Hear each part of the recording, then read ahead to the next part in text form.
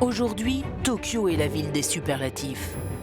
Au fil du temps, en conjuguant tradition et modernité, la cité a construit sa puissance et s'est forgé une image résolument moderne. On trouve à Tokyo une grande variété de styles architecturaux.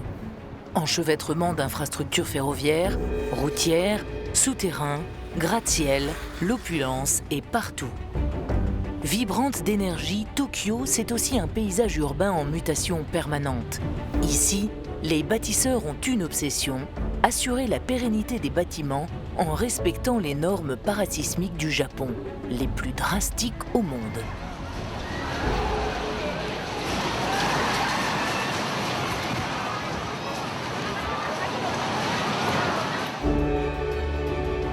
Le symbole de la ville et de ce savoir-faire, c'est la Tokyo Skytree. Une tour de radiodiffusion futuriste haute de 634 mètres. La Tokyo Skytree est dessinée puis érigée sur le même modèle que les pagodes du 7e siècle. C'est une structure souple dotée d'un pilier central qui, lors d'un séisme, se déforme au gré des secousses. Un mouvement qui n'impacte pas les différents niveaux de l'édifice, qui reste autonome. La Skytree s'en inspire. Le cœur de la poutre est très solide. C'est en son centre que se trouve l'ascenseur. Les étages, où les gens peuvent se déplacer, sont des barres de métal relativement molles. Les différents niveaux bougent indépendamment. Cela sert d'amortisseur, contre le vent ou les secousses. La Skytree respecte à la lettre le principe essentiel des constructions parasismiques, se balancer pour éviter de se briser. Mais un tel système ne s'adapte pas à toutes les structures. À Tokyo, à chaque type de construction son système parasismique. Pour les constructions plus basses, comme les ensembles d'habitations, c'est dans le sous-sol que vient se nicher l'ingéniosité japonaise. Il s'agit d'intégrer sous le bâtiment des sortes de gros coussins en caoutchouc appelés appuis parasismiques. En séparant le sol et l'immeuble, ils permettent d'absorber les chocs des tremblements de terre. Efficace et simple à fabriquer, ce dispositif s'est généralisé dans la ville. Pourtant, il est loin d'apporter une solution suffisante à la mégapole. Car à cause de la pression foncière, les Tokyoïdes se doivent de construire des buildings de plus en plus hauts. Mais lors d'un séisme, la hauteur d'un bâtiment est déterminante. Il existe des bâtiments de toute taille. Cela va de bâtiments bas jusqu'au gratte-ciel. Lors d'un séisme, ce qui est très variable, c'est la période d'oscillation, c'est-à-dire le temps que met le bâtiment à aller de gauche à droite, puis revenir à gauche. Plus le bâtiment est bas, plus ce temps est court. Plus le bâtiment est haut, plus ce temps est long. Lorsque le bâtiment oscille, c'est comme une canne à pêche que vous secouez. C'est en haut de la canne à pêche que les mouvements sont les plus importants.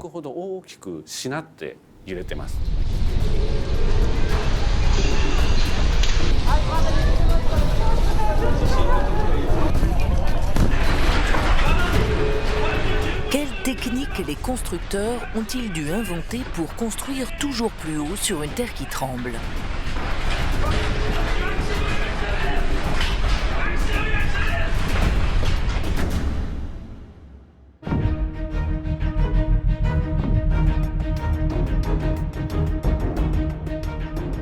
Ériger un gratte-ciel dans une zone sismique, c'est tout un art.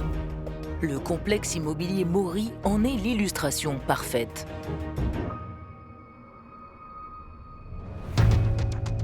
Du haut de ses 238 mètres de béton, d'acier et de verre, la tour Mori domine le quartier de Roppongi. 53 étages, 6 sous-sols. Ces mensurations donnent le tournis, mais la bête est d'une remarquable souplesse en cas de séisme.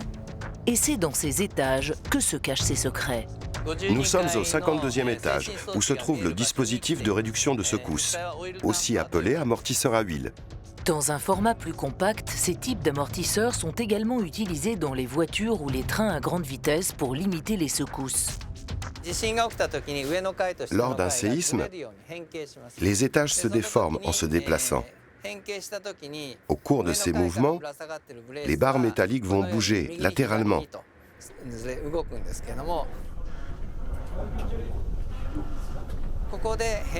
Et c'est ici, grâce aux amortisseurs à huile, que l'on va absorber cette déformation.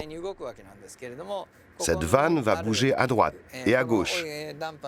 Et la résistance de l'huile va ralentir le mouvement et absorber l'énergie du séisme. C'est la viscosité de l'huile hydraulique enfermée dans ces sortes de gros pistons qui absorbe les ondes. De chaque côté de l'amortisseur, un élément en acier spécial absorbe les efforts horizontaux et dissipe l'énergie. Dans la tour Mori, il y a 356 amortisseurs de ce genre, répartis sur l'ensemble des étages. Polyvalent, ce système permet d'absorber les petites et les grandes secousses. Ce bâtiment est le premier à avoir incorporé des amortisseurs. À l'époque, ce sont les plus grands. Ils pèsent 200 tonnes. Sur cette simulation, à droite, une structure classique sans dispositif parasismique. À gauche, la tour Mori équipée d'un système parasismique. Pour l'immeuble lambda, on constate que la période d'oscillation, c'est-à-dire le mouvement du bâtiment de gauche à droite, est beaucoup plus grande. Le bâtiment Mori, lui, bouge moins et surtout se stabilise plus vite, réduisant donc la pression sur les fondations de la tour. L'ensemble du complexe est surveillé depuis le centre de contrôle situé au sous-sol de la tour. 7 jours sur 7, 24 heures sur 24, des yeux scrutent le bâtiment et contrôlent ses oscillations. Ce bâtiment est équipé de 5 accéléromètres. Nous analysons les données qui permettent de contrôler les secousses et les déformations de chaque étage. Cela nous permet de prendre des décisions efficaces après un séisme, en déterminant les endroits précis où nous devons commencer les vérifications. Aujourd'hui, la majorité des grands complexes et des bâtiments stratégiques de Tokyo sont équipés de capteurs capables d'analyser, d'enregistrer et de communiquer l'état de ses murs, de ses planchers et de ses fondations. Le complexe Mori regroupe des bureaux mais également des logements. Et pour satisfaire ses habitants, ils ont dû relever un nouveau défi. Installer un immense jardin sur le toit d'un des bâtiments. Un poids colossal qui ne doit pas porter préjudice à la solidité de l'édifice. Leur idée ? Détourner le dispositif des appuis parasismiques. Les gros coussins de caoutchouc se retrouvent cette fois-ci à soutenir un jardin. Au-dessus de cette couche de béton, vous avez 80 cm de terre qui permettent d'avoir un véritable jardin. Il y a ici une quarantaine d'isolateurs en caoutchouc, capables de supporter les 3650 tonnes du jardin.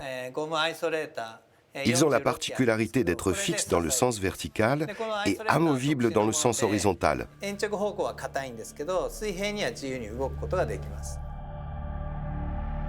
Nous mesurons les mouvements avec des outils modernes, mais pour compléter nos mesures, nous disposons aussi d'un système primitif, une simple aiguille qui indique les secousses. Les rayures sur cette plaque témoignent des mouvements du jardin et de l'instabilité du sol tokyoïte. En utilisant ce principe de dissipation d'énergie, architectes et ingénieurs font preuve de toujours plus d'inventivité.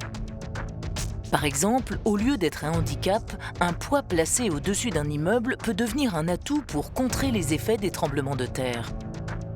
C'est le principe du pendule. On ajoute au sommet du bâtiment une masse de plusieurs tonnes. Comme un pendule, cette masse s'oppose au mouvement de la structure et dissipe l'énergie, stabilisant la tour.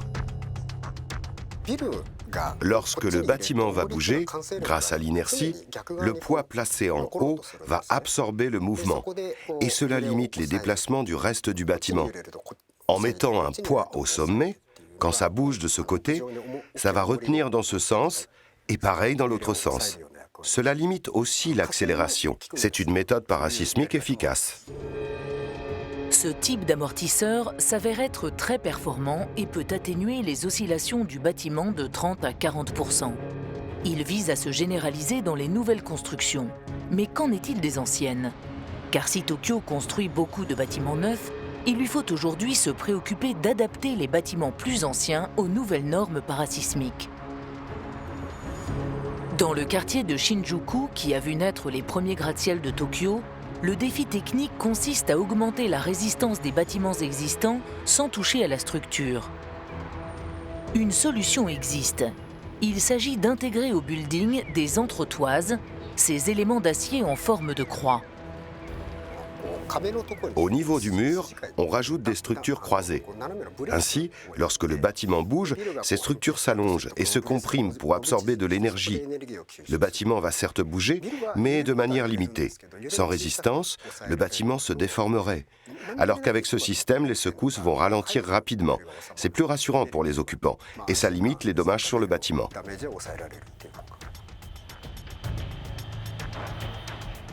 Durant les 30 dernières années, Tokyo a déployé des trésors d'inventivité pour se préparer au tremblement de terre. Mais jusqu'à la fin des années 2000, il était impossible de savoir précisément comment ces constructions réagiraient en cas de fort séisme. Malheureusement, un événement dramatique va se produire et mettre les bâtiments et ses occupants à rude épreuve.